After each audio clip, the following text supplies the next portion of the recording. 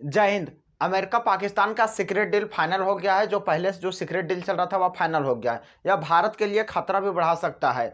अब फिर से अमेरिका है वह पाकिस्तान पर मेहरबान हो गया है। ऐसा मीडिया का दावा है कि पाकिस्तान पर फिर से अमेरिका मेहरबान हो गया है, लेकिन इसका जो वास्तविकता है, इसको वास्तविकता हम लोग जब समझने की कोशिश करते हैं तो वास्तविक में अमेरिका किसी पर कोई मेहरबान नहीं होता। अमेरिका किसी से ना ही वह सच्चा दोस्ती निभाएगा, ना ही वह किसी पर मेहरबान होगा, ना ही वह किसी से कोई मतलब नहीं है। उसको अमेरिका जहां भी जाएगा सिर्फ वो अपना फायदा सोचता है बस। जिस तरह से पहले ब्रिटेन को बनियों का देश कहा जाता था, उस तरह से अब अमेरिका अपना काम कर रहा है। ये बनियों का देश है। बनिया सब का काम क्या होता है कि ये जहां भी जाए, बनिया सब उन लोगों का सिर्फ प्रॉफिट होना चाहिए बस। यही अब काम हो गया अमेरिका का। अमेरिका क्या करता है, दो पड़ोसी देशों का आपस में फोड़ता है और फोड़ने के पश्चात अपना हथियार इसके पास बेचेगा पहले, उसके बाद उसको फोड़ के जो बगल वाला फोड़ा था उसके पास भी बेचेगा। बोलेगा इसके पास है F-16, तुम भी ले लो ना। अमेरिका अपना से बस F-16 को रिटायर कर दिया है। अब सोचेगा मेरा F-16 का होगा क्या, चोट्टा तेने पगला जाएगा पूरा। बोलेगा चोट्टा मेरा F-16 का करे क्या, पूरा सर खुजलाएगा। फिर सोचेगा चलो दिमाग आया, दो देश को लड़ा देता है आपस में। अब दो देश को लड़ाने के पश्चात वह क्या करता है, दोनों के एक दूसरा से फोड़ के, और वो क्या करता है अपना जो पुरानका जहाजिया है वह दूसरा को दे देता है। F-16 उसका जो बर्बाद था अमेरिका के पास, वह F-16 अब दूसरा को बेच दिया। अब दूसरा को बेच दिया, अब इस ये सोचेगा छोटा वो F-16 ले लिया, हमको भी लेना चाहिए। अब वो सोचेगा हमको भी लेना चाहिए, तो ये भी जाके क्या करेगा, अमेरिका पास डील कर रहेगा कि हमारा भी दे दो 10 गो F-16। और F-16 क्या था अमेरिका के लिए, F-16 ये फालतू था। ये इसको रिटायर हो गया था। अब F-35 के वर्जन से अब अमेरिका इस्तेमाल कर रहा है। अब रिटायर से भी अमेरिका कैसे पैसा कमाता है यहाँ हम लोग देख सकते हैं। इसी तरह से अमेरिका क्या करता है, इंडिया और पाकिस्तान से इसी तरह करता है। वह जानता है वह भारत और पाकिस्तान में लगभग टक्कर चलता है, लगभग बहुत ज़्यादा दुश्मनी चलता है, इसलिए वह क्या करता है, इसी तरह से वह हथियार बेचता है। नेपाल को कभी नहीं बेचता है, क्योंकि जानता है नेपाल नहीं खरीदेगा, उसका ज़्यादा दुश्मन नहीं है। पाकिस्तान थोड़ा हिंदुस्तान से इसका ये चलता है थोड़ा, इसलिए सोच वह क्या करता है, पाकिस्तान को या तो हिंदुस्तान को। हिंदुस्तान वह भी वर्तमान समय में जो अमेरिका पर है वह बहुत ज़्यादा हथियार का बोझ नहीं दे रहा। हथियार अमेरिका से बहुत ज़्यादा कुछ नहीं खरीद रहा है।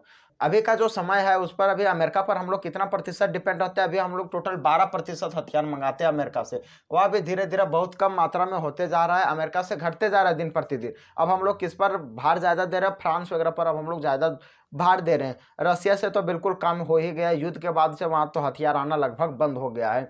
तो फ्रांस से हम लोग राफेल मंगवाया, उस पर हम लोग फ्रांस पर अब बोझ दे रहे हैं। अमेरिका जो है, अमेरिका से हम लोग हथियार ना खरीद रहे हैं, इसलिए अमेरिका सोचा छोटा मेरा हथियार इधर बिक नहीं रहा है। एशिया में ये सब 2-4 वो देश में जो पहले हम रेगुलर देते थे वहाँ मेरा बिक नहीं रहा है, तो उन लोग वो क्या किया फिर से, अब इसके साथ जो है पाकिस्तान के साथ सीक्रेट डील कर लिया और इसके साथ वो अपना हथियार बेचेगा, और इसके साथ वह अपना हथियार बेचने की तैयारी कर लिया है। अमेरिका अपना हथियार बेचने के लिए वह किसी भी हद तक जा सकता है, किसी को मार के पूरा धजिया उड़ा सकता है, किसी को भी कुछ भी कर सकता है, किसी को क्राइसिस से मार दे सकता है, या फिर किसी को भड़का सकता है आपस में ही, लेकिन वह कुछ भी कर देगा। वह चारों नीति, अमेरिका अपना हथियार बेचने के लिए चारों नीति अपना सकता है, साम दाम दंड भेद सब अपना सकता है। अब इसमें से क्या है, अमेरिका कोई भी भेद यानी उसको दंड भी देना पड़े वो भी देखे क्या करेगा, वो अपना नीति अपना हथियार बेच चलेगा। जैसे क्या किया अभी रूस यूक्रेन के बारे में, यूक्रेन को युद्ध में झोंक के आने उसको एक तरह से दंड ही समझ लीजिए कि उसको रूस यूक्रेन के वार में उसे झोंक कर, यूक्रेन को उस लड़ाई में झोंक कर उसको हथियार दे रहा है। सिर्फ इससे उसको कुछ पैसा भी मिल जा रहा है अमेरिका को, और इसका पुराना हथियार भी बिक जा रहा है। और तीसरा बात, जो इसका हथियार का प्रचार भी हो रहा है दुनिया में, क्या हाँ अमेरिका का था ये जहाज ये देखिए रूस के में जहाज को मार के गिरा दिया, तो इस तरह से इसका जहाज का भी प्रचार हो जाता है। इकोनॉमी जो है अमेरिका का वह किस पर टिका हुआ, हथियार बेचने पर। मैं पहले कई वैसे लेक्चर में बता चुका हूँ कि जो अमेरिका का इकोनॉमी है वह हथियार बेचने पर ही टिका है। जिस दिन हथियार बेचना बंद कर दे इसका इकोनॉमी चौपट हो जाएगा बिल्कुल आके, और चाइना उसी दिन आगे हो जाएगा। लेकिन ये अपना हथियार कंटिन्यू बेचते रहता है दुनिया के बहुत सारे देशों में, जिसके कारण क्या है, इसका इकोनॉमी अभी भी बना हुआ है। अमेरिका और पाकिस्तान के बीच जो समझौता हुआ है वह सिस्मोआ समझौता हुआ है। सिस्मोआ समझौता 2018 में हुआ था पिछले बार। इस समझौता के तहत क्या होता है कि आप बहुत सारे हथियार डील कर सकते हैं और खरीद सकते हो। उसके साथ भारत से भी अमेरिका हुआ था, लेकिन भारत उतना हथियार नहीं खरीदता है। छोटा अमेरिका वैल्यू नहीं देता है। बात छोटा तेने कहा देंगे तुमको वैल्यू, हमारे पास अपने हथियार है, हम लोग अपने ब्रह्मोस बनाते हैं, हम लोग अपने तेजस फाइटर बनाते हैं, हम लोग अपने पूरा हम लोग अपने बहुत सारा टैंक बनाते हैं, एंटी मिसाइल टैंक बनाते हैं, तो उससे कौन सी खरीदेंगे, हम लोग कुछ नहीं खरीदते। इसलिए क्या करता है वह हिंदुस्तान के साथ उतना ये नहीं रखता है, इसलिए क्या करता है वह हिंदुस्तान को भी वह नाटो प्लस में जोड़ने की कोशिश कर रहा था, क्योंकि हिंदुस्तान की या इकोनॉमी को देखते हुए, हिंदुस्तान की या वृद्धि दर को देखते हुए। लेकिन हिंदुस्तान तो इसे साफ-साफ मना कर देता है। जो है वह पाकिस्तान को उसमें फाँस रहा है, पाकिस्तान को उसमें फाँसना चाहता है। पाकिस्तान से वह समझौता करके अपना हथियार डील करेगा, अपना हथियार बेचेगा, जिससे अमेरिका को डायरेक्टली अमेरिका को फ़ायदा है और किसी को फ़ायदा नहीं है। पाकिस्तान और अमेरिका के बीच जो समझौता हुए, सिस्मोआ समझौता, इसके तहत सिर्फ़ और सिर्फ़ अमेरिका को फ़ायदा है। पाकिस्तान को क्या फ़ायदा हुआ? वही 2-4 हथियार देगा हिंदुस्तान से, और कहीं भी दूसरे देश से जब कुछ मतभेद होता है, उस समय लड़ाई करने में काम देगा, और क्या होगा? इसके पास रखल रहता है, लड़ाई तो उतने करता है। जानते हैं आप लोग अभिनंदन वाला कहानी, कि कितना देर तक रख पाया था, कि इसका औकात नहीं था अभिनंदन को रख पाने की।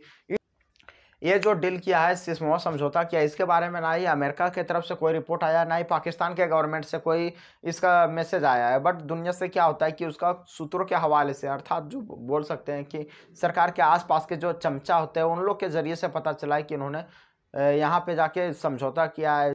यहाँ पे जाके उन्होंने समझौता किया अमेरिका में, जो हथियार खरीदना चाहता है, भिन्न-भिन्न तरह का हथियार। ख़ैर अभी पाकिस्तान कोई भी हथियार खरीदने के कगार पे नहीं है। इसका अभी कर्ज़ा का बोझ इतना हो गया है कि वह इसे कर्ज़ा चुकाने में इसका हालत ख़राब है। अप्रैल 2024 को इसको कर्ज़ा भारी मात्रा में चुकाना है। लगभग 22,000 करोड़ रुपए के आस-पास इसे कर्ज़ चुकाना है, जिसके कारण से क्या करेगा? फिलहाल ये कोई हथियार नहीं खरीद सकता। ये पोर्ट पर पोर्ट अपना देश की बेचे जा रहा है। सबसे पहले ग्वादर पोर्ट को 40 साल के लिए चाइना को लीज पे दिया हुआ है। इसके बाद इन्होंने ये कराची पोर्ट को यूएई को लीज पर देने जा रहा है। इसी तरह से इसका अपने हालत खराब है, तो ये कुछ नहीं कर सकता है। अमेरिका और पाकिस्तान के बीच सिस्मोआ समझौता के तहत क्या कर सकते हैं? ये एक दूसरे के सैन्य अड्डे, उपकरण, सैन्य शक्ति, ये सब का इस्तेमाल कर सकते हैं। धरती का भी इस्तेमाल कर सकते हैं आपस में, ताकि ये पूर्ण रूप से जो पाकिस्तान भी इसे पाकिस्तान को जो फांस रहा है ये अमेरिका, वो चाइना को कंट्रोल करने के लिए फांस रहा है। इससे साफ साफ पता चलता है, क्योंकि इस समझौता के तहत वह एक दूसरे का उपकरण भी और धरती भी और सैन्य बल भी इस्तेमाल करना चाहता है। भारत उसका साथ नहीं दे रहा है, तो वह किसी न किसी को चाइना को कंट्रोल करने के लिए फांसेगा। इसमें तो तय है, इसमें तो कोई दो मत है नहीं।